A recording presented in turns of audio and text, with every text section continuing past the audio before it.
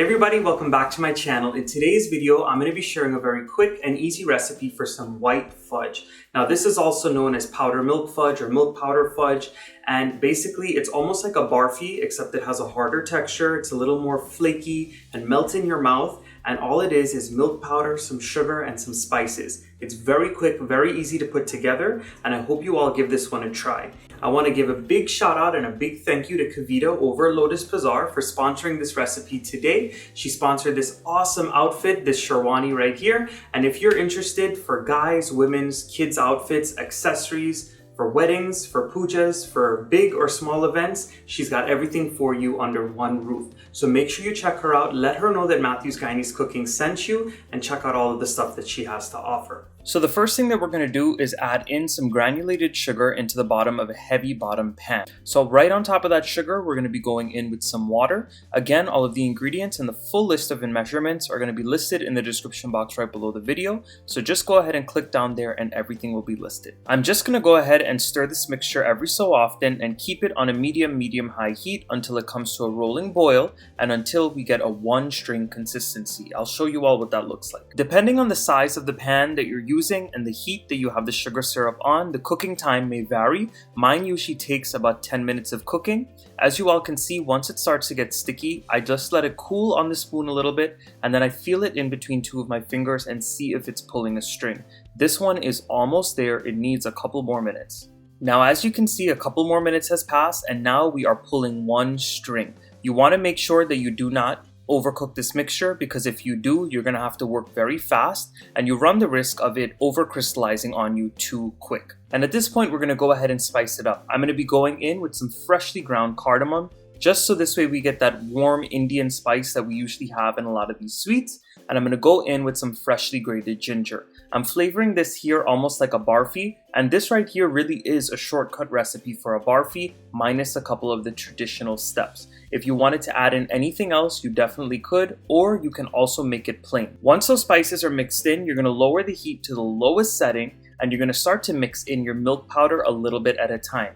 Now, the amount of milk powder that I added in my ingredients list is the amount of milk powder that this recipe usually takes. I will mention that if the mixture looks too wet, you may have to add in a little bit more. And of course, if the mixture is drying up too quick, let's say if you overcook the sugar syrup, you're going to want to stop adding the milk powder and overturn it on your tray right away.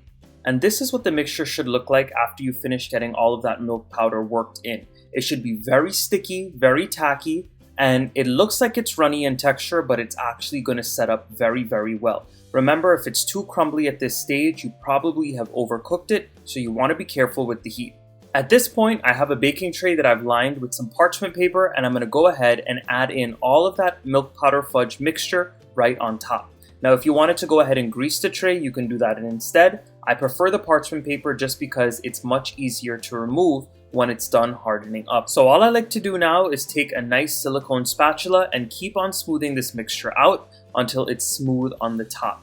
Now, if you wanted to use a larger baking tray, so this way you could get a thinner milk powder fudge, you can definitely do so. But this one right here is a fan favorite in my family, so I tend to make them a little bit thicker. And once the mixture is properly smoothed out, I'm going to be topping this with some sprinkles. Now, of course, this is optional. You can leave it plain on top. You can go ahead and sprinkle some chopped nuts like pistachios or almonds if you wanted to as well. You could do different kinds of sprinkles. You could even put the colored sugar on top. You could do coconut flakes. Whatever you want to do for this milk powder fudge, it's totally up to you. Now, you want to let this set up on your counter for a couple of hours. If you're in a rush, you can go ahead and pop this in your fridge and it will harden up very well. Remember, at this stage, it's going to be very soft, but once you let it harden up and let the sugar crystallize just a little bit, you're going to get the perfect fudge in the end. So my milk powder fudge has hardened up very well. I ended up putting it in the fridge for just a couple of hours, and at this point I'm going to go ahead and start to cut it up into equal size pieces. Now be careful and use a very sharp knife because the mixture tends to be a little bit sticky when you're going through it every once in a while, so you have to make sure you use a good knife. But in the end, you should be left with these beauties right here. Now, this milk powder fudge is super delicious. On the inside, it's nice and melts in your mouth. If you wanted something that's a little more chewy and something that you have to chew on, you would go ahead and cook the sugar syrup a little bit less. But as per me, I really like something that's crunchy and flaky and sugary. So that's why I go ahead and I cook the syrup as much as I do. All right, everyone, I hope you all enjoyed this quick and easy milk powder fudge or powder milk fudge or white fudge. Whatever you want to call it, it's such a delicious treat. And honestly, it's one of my favorites. I wanted to let you all know that you could swap up any of the spices that we've added. You can put nothing inside. You could put all the spices. You could put a couple more spices, whatever you want. But this right here is one of my favorites. And I hope all of these tips and tricks that I gave you gives you the best product that you could get.